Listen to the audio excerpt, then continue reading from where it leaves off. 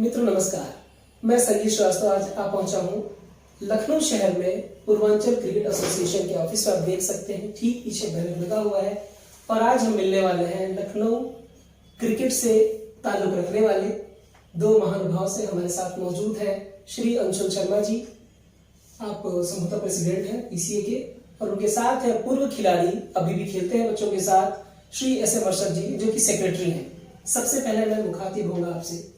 अध्यक्ष जी, ये कार्य करने की प्रेरणा कहाँ से? ये पूर्वांचल क्रिकेट एसोसिएशन का गठन क्यों हुआ? पूर्वांचल क्रिकेट एसोसिएशन का गठन इसके पीछे बहुत बड़ी सोच थी। हम लोगों ने ये शुरुआत की कि बच्चों को उत्तर प्रदेश में जो टैलेंट है वो बहुत ज़्यादा किल हो रहा है। तो जो किलिंग टैलेंट हो रहा है, काफ़ी सालों से लोग सिर्फ बातें करते थे कि भाई एक एसोसिएशन और होनी चाहिए और बच्चों को टैलेंट मौका नहीं मिल पा रहा है। तो उन रीज़न की वजह से हमने पूर्वांचल क्रिकेट एसोसिएशन का गठन किया और बीसीसीआई को मजबूर कर रहे हैं कि हमको एक एसोसिएशन दें जिससे बच्चों का भविष्य और पूर्वांचल क्रिकेट एसोसिएशन से जुड़े हुए जो भविष्य बच्चे हैं उनका बेहतर भविष्य हो सके। निश्चित रूप से बड़ी अच्छी पहल है। और अर्शद सर, हम आपसे जानना चाहेंगे, चूंकि आप सेक्रेटरी भी हैं, क्रिकेटर भी रहे हैं और काफी ढेर सारी सेवाएं दी हैं आपने लखनऊ शहर को क्रिकेट के क्षेत्र में। हम ये जानना चाहेंगे कि लीगल तरीके से आप क्या काम कर रहे हैं पीसीए के लिए? लीगल तरीके से हम लोगों ने सबसे पहले पूर्वांचल की लड़ाई जो हम लोगों ने शुरुआत की, ये तो हम लोगों की मुहिम चल रही सन 2005 से। हमारा उत्तर प्रदेश पूरे देश में सबसे बड़ा राज्य है, सबसे ज्यादा जिले हैं हमारे उत्तर प्रदेश में, 75 जिले हैं, जो कि हमारे यहाँ सिर्फ एक एसोसिएशन है उत्तर प्रदेश क्रिकेट एसोसिएशन, उससे सिर्फ 35 जिलों को मान्यता दे रखी है आज की डेट में। तो इतनी बड़ी जनसंख्या वाला प्रदेश है, इतने ज्यादा यहाँ पे टैलेंट है, उनका टैलेंट किल लगातार होता चला जा रहा है और ज्यादातर हमारे पूर्वांचल जनपद के खिलाड़ियों को उत्तर प्रदेश की क्रिकेट की टीम में जगह नहीं मिल पा रही है। अभी लेटेस्ट टीम अंडर 19 की, 25 की, रणजी ट्रॉफी की मुश्ताक अली की घोषित हुई है। उसमें आप पूरी लिस्ट उठा करके देख सकते हो, उसमें कहीं भी पूर्वांचल जनपद के किसी भी खिलाड़ियों को जगह नहीं मिली है। सिर्फ ये जो 25 की टीम घोषित हुई है उसमें 1-2 खिलाड़ियों को सिर्फ जगह बनाने में कामयाब रहे हैं। तो हम लोगों ने सोचा कि इतने खिलाड़ियों के साथ इनजस्टिस हो रहा, उन खिलाड़ियों को जस्टिस दिलाने के लिए हम लोगों ने सुप्रीम कोर्ट का रुख किया। तो वहां पे भी हम लोगों ने देश के बहुत बड़े वकील श्री मुकुल रोहतगी जी को हम लोगों ने हायर किया, जिन्होंने हमारा केस वहां पे लड़ा।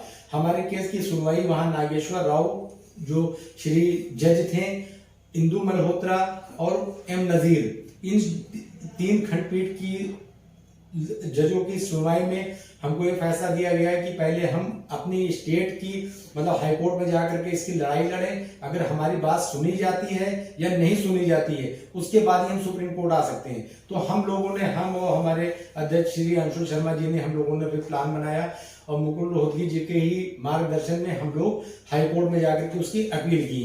तो हाईकोर्ट में भी हम लोगों का केस करीब 5-6 महीने चला, उसमें सुनवाई पे सुनवाई, डेट पे डेट पड़ती रही। बीसीसीआई के भी काउंसलर वहां पे मौजूद रहे जिन्होंने मतलब अपना भी पक्ष रखा, हमारे वकील ने अपना पक्ष रखा।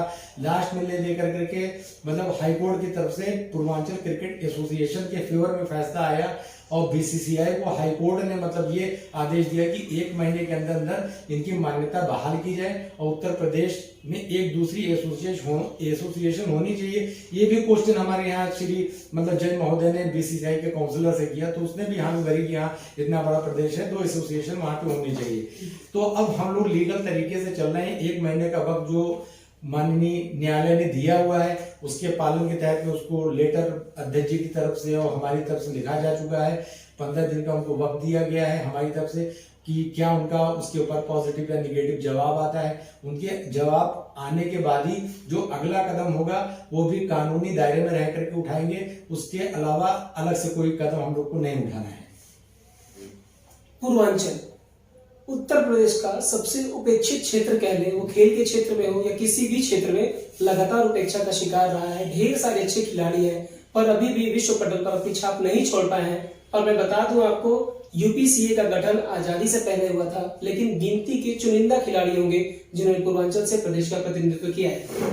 बहुत ही अच्छी शुरुआत है आप लोगों की, हम सभी की शुभकामनाएं आपके साथ है। और एक चीज मैं आपको और बता देना चाहता हूँ कि हमारे देश में महाराष्ट्र और गुजरात 2 ऐसे स्टेट हैं जहाँ पे 3 एसोसिएशन है।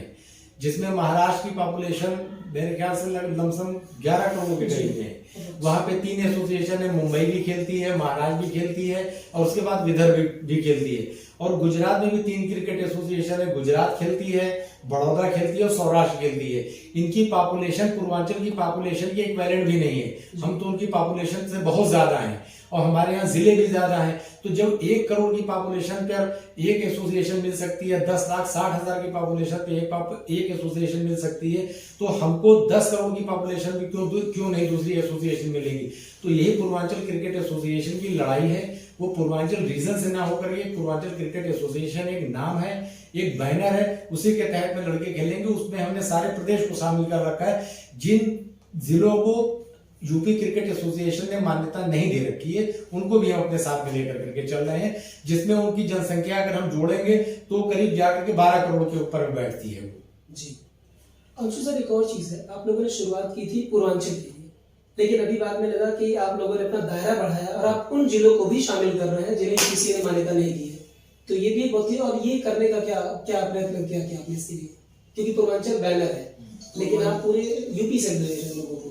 पूर्वांचल क्रिकेट एसोसिएशन का जब गठन किया गया तो शुरुआत यही था कि भाई पूर्वांचल के 23 जिलों को जोड़ा जाए, लेकिन कहीं ना कहीं मन में एक बात थी और सुप्रीम कोर्ट के जज से भी और हमारे जो मुकुल रोहतगी जो सीनियर काउंसलर थे, सीनियर लॉयर थे, उन्होंने ये कहा कि अगर आप इन जिलों को जोड़ते हैं और जोड़ने के बाद भी आपके काफी जिले ऐसे हैं जो अनरिकॉग्नाइज्ड, अनरजिस्टर्ड रहेंगे, जिनको यूपीसीए ने मान्यता नहीं दे रखी है, तो आप कम से कम ऐसा तो करें कि जो बचे हुए डिस्ट्रिक्ट्स हैं उन सभी को आप मान्यता दें।